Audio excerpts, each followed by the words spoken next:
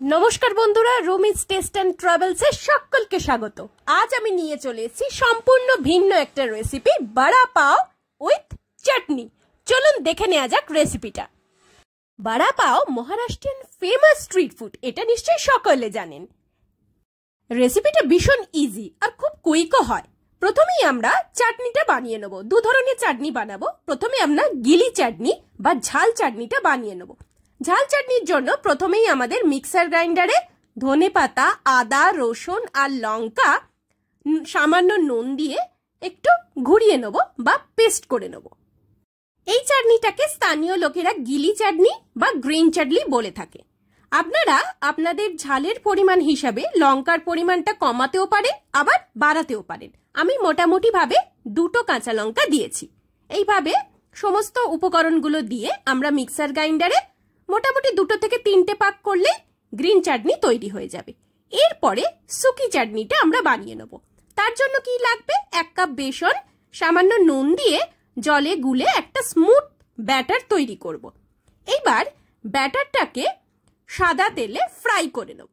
তেলটা গরম হওয়ার পরে আঙুল ডুবিয়ে ডুবিয়ে এরকম গুঁড়ো গুঁড়ো বেসনের আকার দেব। প্রায় ফ্রাই করে নেব 2 থেকে 3 মিনিট। বেসনগুলো একটু ব্রাউনিশ হয়ে গেলে আমরা সেগুলো কড়াই থেকে নামিয়ে নেব। তবে বেসনগুলো ভাজার পর শুধু কড়াই থেকে নামালেই হবে না, কিন্তু সেগুলোকে মিক্সার গ্রাইন্ডারে একইভাবে একটু ঝুরঝুরে করে পেস্ট করে নিতে হবে বা গুঁড়ো করে নিতে হবে। তার আগে আমরা কতগুলো বোটা সমেত লঙ্কা ভেজে নেব। এগুলো গার্নিশিং এর জন্য, বড়া পাওয়ের গার্নিশিং এর জন্য আমাদের লাগবে। লঙ্কাগুলো আমি 3 থেকে 4টে লঙ্কা বোটা সমেত প্রথমে ভেজে নিয়েছি। তারপরে কিছু সামান্য রসুন খোসা সমেত নিয়েছি। খোসা সমেত রসুনগুলো একটু ভেজে নিয়েছি। এই শুকি চাটনিতে এই গুঁড়ো বেসন যেটা আমি মিক্সিতে পেস্ট করার কথা বলছি, সেটার সঙ্গে এই রসুনগুলো খোসা ছাড়িয়েও একটু পেস্ট করে নিতে হবে। তাহলেই আমাদের শুকি চাটনি বা চানাচুরের মতন এক ধরনের চাটনি তৈরি হবে। 2 ধরনের চাটনি হয়, একটা শুকি আর গিলি। গিলি মানে গ্রিন চাটনি যেটা আমরা তৈরি করেছি সেটা একটু ভেজা ভেজা টাইপের হয়, সেই কারণে সেটাকে গিলি চাটনি বলা হয়। আর শুকি এটা পুরোপুরি ভাবে শুকনো হয় বলে এটাকে চানাচুরের মতন ব্যবহার করা হয় বলে এটাকে শুকি চাটনি স্থানীয় লোকেরা বা মহারাষ্ট্রিয়ান মারাঠি লোকেরা বা মুম্বাইতে গেলেও আপনি জানতে পারবেন, দেখতে পারবেন। পুনেতে থাকার সুবাদে আমি প্রায়শই রাস্তায় এই রকমের স্ট্রিট ফুড দেখে থাকি, কিন্তু আমি যখনই সময় পাই বাড়িতে নিজের তৈরি বা হাতে বানানো তৈরি পরিবারের সদস্যদের খাওয়াই। পারলে আপনারাও ট্রাই করে দেখবেন, ভীষণই ইজি আর একটা মুখ বদলও হবে। তাছাড়া অন্য কোনো স্টেটসের কুইশন আপনি নিজের মতন করেও করতে পারেন। কিরকম আমি সেটা বলছি। বড়া পাও যেরকম আমরা পাওটা বলতে আমরা পাউরুটি বোঝাই, পাউরুটির মধ্যে বড়াটাকে আমরা তৈরি করব, 2টো চাটনি তৈরি করব।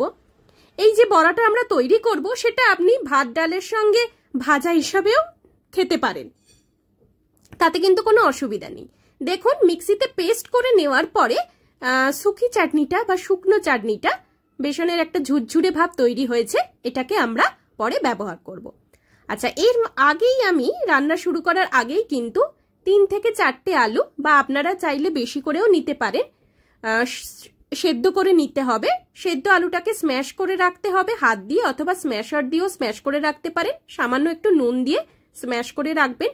পরে যখন বড়ার মধ্যে যে পুরটা তৈরি হবে সেটায় যখন মেশানো হবে আলুর পুরটা, তখন সেটা কাজে লেগে যাবে। আমি হাত দিয়ে স্ম্যাশ করে নিয়েছি, কারণ হাতে মাখার একটা আলাদাই আনন্দ। নিজের হাতে মেখে পুরো ব্যাপারটাকে গরম থাকা অবস্থাতেই একটু একটু নুন দিয়ে ভালো করে মেখে নিয়েছি। তবে এখনই কিন্তু গোল আকার দেব না, আমরা পুরো পুরটাকে তৈরি করব। পুরটাকে তৈরি করে পুরটা ঠান্ডা হওয়ার পরে বড়ার আকার দেব। আচ্ছা, কড়াইতে এরপরে সাদা তেল 2 চামচ নিয়েছি, তার মধ্যে সামান্য জিরে, ধনে, গোটা ধনে নিয়েছি। ধনের পরিমাণ একটু কম দেবেন, নাহলে কিন্তু তেতো হয়ে যাবে। কাঁচা লঙ্কা, আদা রসুন ক্রাশ করে রেখেছিলাম সেটা। এরপরে আমরা সামান্য একটু ভাজা ভাজা হলে, মশলার গন্ধটা উঠলে 1 থেকে 1.5 মিনিট ভাজার পরে আমরা যে আলুটা মেখে রেখেছিলাম, হাতে স্ম্যাশ করে যে আলুটা মেখে রেখেছিলাম, সেই আলুটা কিন্তু এর মধ্যে দিয়ে দেবো।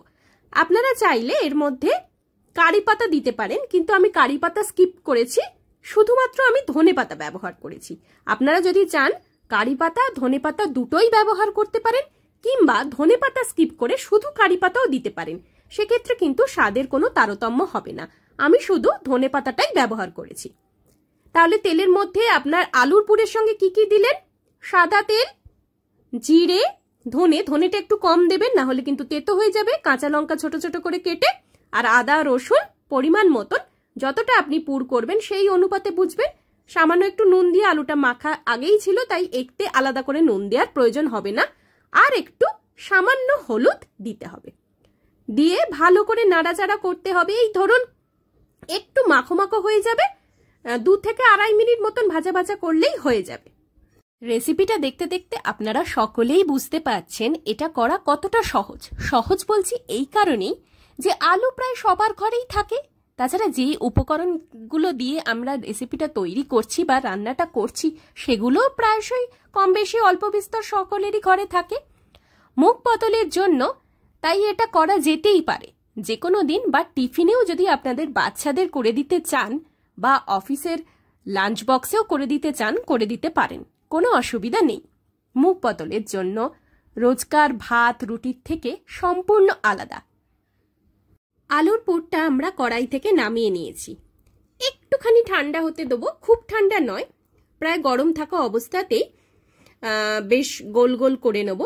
এই যে আলুর পুরটা আমরা বানাচ্ছি সেটা কিন্তু বড়া যেটা তৈরি হবে, বা বড়া বাংলায় যাকে বলতে পারেন, সেটার ক্ষেত্রে সেটারই পুর। আবার এটা কিন্তু ভাত ডালের সঙ্গে আমরা আলু ভাতে হিসাবেও মেখে নিয়ে খাওয়া যেতে পারে, দারুণ লাগবে, স্বাদটা একদম অন্যরকম। এইভাবে আমরা চ্যাপটা বলের আকারে করে নিচ্ছি। আমি একটু ছোট ছোট করেছি এই কারণে যে আমার যে পাউগুলো কেনা হয়েছিল, যে পাউগুলো কিনেছিলাম, যে পাউরুটিগুলো কিনেছিলাম সেগুলো একটু ছোট ছোট। যদি বড় পাউরুটি কিনে থাকেন তাহলে যেহেতু এটা মাঝখানে স্যান্ডউইচের মতন দেয়া হবে, পাউরুটির আকার অনুযায়ী বড়ার আকার তৈরি করতে হবে। আমার পাউরুটিগুলো ছোট ছোট বলে আমি এই বলগুলো কিন্তু আলুর যে বলগুলো করেছি সেগুলো ছোট ছোট করেছি। পাউরুটির আকার যদি বড় হয় তাহলে বড়ার আকারও পাউরুটির আকারের মতন সামঞ্জস্য রেখে বড় কিংবা ছোট হবে। দেখছেন কি সুন্দর কালারটা হয়েছে, শুধু কালার নয়, জিভে দিয়ে আমি তো পুরটা শুধুই করতে করতে খেয়ে নিচ্ছিলাম, এত সুস্বাদু হয়েছে যে বলে বোঝাতে পারবো না আপনাদের। আলুর পুরগুলো প্রায় হয়ে গেছে, এবার পাউটা দেখাচ্ছি। পাউটা দেখছেন বেশ ছোট আকারের হয়েছে, এগুলোকে মাঝখান থেকে ছুরি দিয়ে কেটে নিতে হবে, কারণ এর মধ্যেই আমরা যে বড়াটা তৈরি করব সেটা এখানে পুর হিসাবে বা স্যান্ডউইচের মতো এর মধ্যে দিতে হবে, আর দুটো চাটনিও এর সঙ্গে লাগাতে হবে। ফ্রাইং প্যানে তেল গরম করে নিয়েছি, তেলটা বেশ ভালো রকম গরম হয়ে গেলে আমরা যে আলুর পুরটা তৈরি করেছি, বড়ার আকার দিয়েছি, সেটাকে যে বেসনটা আমরা ব্যাটার তৈরি করেছিলাম তার মধ্যেই, বেসনের মধ্যে ভালো করে আলুর পুরটাকে ডুবিয়ে তারপরে আমরা তেলেতে ছেড়ে দেবো। তেলে এপিট ওপিট করে ভাজতে হবে প্রায় 2 থেকে 2.5 মিনিট বা 3 মিনিটও হতে পারে। পুরো বেসনটা ব্রাউনিশ আকার নিয়ে নেবে, তারপরেই কিন্তু আমরা তেল থেকে তুলব, কারণ আলুর পুরটা কাঁচা থেকে গেলে বড়া পাওয়ের পুরো স্বাদটাই নষ্ট হয়ে যাবে। সেই কারণে পুরো যে বড়াটা এপিট ওপিট করে পুরো ব্রাউনিশ কালার হবে তখনই আমরা তেল থেকে তুলে পাউরুটির মধ্যে বা পাওয়ের মধ্যে দিয়ে দেবো। দেখতে পাচ্ছেন একদিকটা ব্রাউনিশ হয়ে যাওয়ার পর আমি উল্টে দিয়েছি, অপর পিঠটা ভালো করে ভেজে নিচ্ছি। পুরো ব্রাউনিশ হয়ে যাবে, কাঁচা ব্যাপারটা কিন্তু একদমই থাকবে না। তারপরে আমরা বুঝবো যে বড়াটা ঠিকঠাক ভাজা হয়েছে বা ফ্রাই হয়ে গেছে। এরপরে সাজিয়ে দেওয়ার পালা। পাউরুটিটা যেখান থেকে আমরা কেটেছিলাম মাঝখানে আমরা একদিকে গ্রিন চাটনি দিয়েছি, তার উপরে বড়াটাকে আমরা সেট করে দিচ্ছি। এবার বড়ার একদিকে থাকবে গ্রিন চাটনি আর একদিকে থাকবে, অপর পিঠে থাকবে শুকি চাটনি দিয়ে এইভাবে পাউটাকে সেট করে রেখে দিতে হবে। আর ওপরে দিয়ে দিতে হবে যে লঙ্কাগুলো আমরা ভেজেছিলাম, বলেইছিলাম যে এগুলো গার্নিশিং এর জন্য লাগবে, সেইগুলো আমরা ওপর দিয়ে সাজিয়ে দেবো। দেখুন আর একবার দেখিয়ে দিচ্ছি, গিলি চাটনিটা বা ঝাল চাটনি যেটা, গ্রিন চাটনি যেটা, সেটা একদিকে লাগিয়ে দেবো। মাঝখানে সেট করব কি যে বড়াগুলো আমরা বানিয়েছিলাম সেই বড়াগুলো আমরা মাঝখানে সেট করে দেবো, আর ওপর দিয়ে ছড়িয়ে দেবো যে শুকি চাটনি বা চানাচুরের মতন যে চাটনিটা আমরা বানিয়েছি সেটা ওপর দিয়েও ছড়িয়ে দেবো। আর গার্নিশিংয়ের জন্য যে ভাজা লঙ্কাগুলো করেছিলাম সেগুলো এক এক করে দিয়ে দেবো। তো বন্ধুরা, কেমন লাগলো আজকের recipe? Famous Maharashtrian street food বড়া পাও উইথ 2 চাটনিস। পুরো ভিডিওটা যদি ভালো লেগে থাকে তাহলে like, share, subscribe my channel Rumi's taste and travels. আর যারা ফেসবুক থেকে দেখছেন তারা অবশ্যই রুমিস টেস্ট অ্যান্ড ট্রাভেলস এর অফিসিয়াল পেজটাকে অবশ্যই ফলো করে নিন। আমি শুধু বাঙালি রান্না নয়, ভারতের বিভিন্ন প্রদেশে ঘোরার কারণে যে সমস্ত রান্নাগুলো আমার এক্সপিরিয়েন্সে এসছে বা আমার ঝুলিতে এসছে সেগুলো আমি আমার পরিবারের সদস্যদের সঙ্গে শেয়ার করে নিতে চাই। আমার রেসিপিগুলো কেমন লাগছে অবশ্যই লিখে জানান। আর আপনাদের যদি কোনো রেসিপি দেখতে ইচ্ছে হয় তাহলে সেগুলোও অবশ্যই আমাকে লিখে জানান। আর যারা এখনো বন্ধু হয়ে ওঠেননি তারা খুব শিগগিরই চটপট করে আমার বন্ধু হয়ে যান, আর বেল আইকনটাকে অবশ্যই প্রেস করুন যাতে নতুন রেসিপি আসার সাথে সাথে একেবারে জলদি আপনার দোরগোড়ায় পৌঁছে যায়। সকলে সুস্থ থাকুন, ভালো থাকুন আর ভুরি ভোজ জারি রাখুন। Bye bye and take care.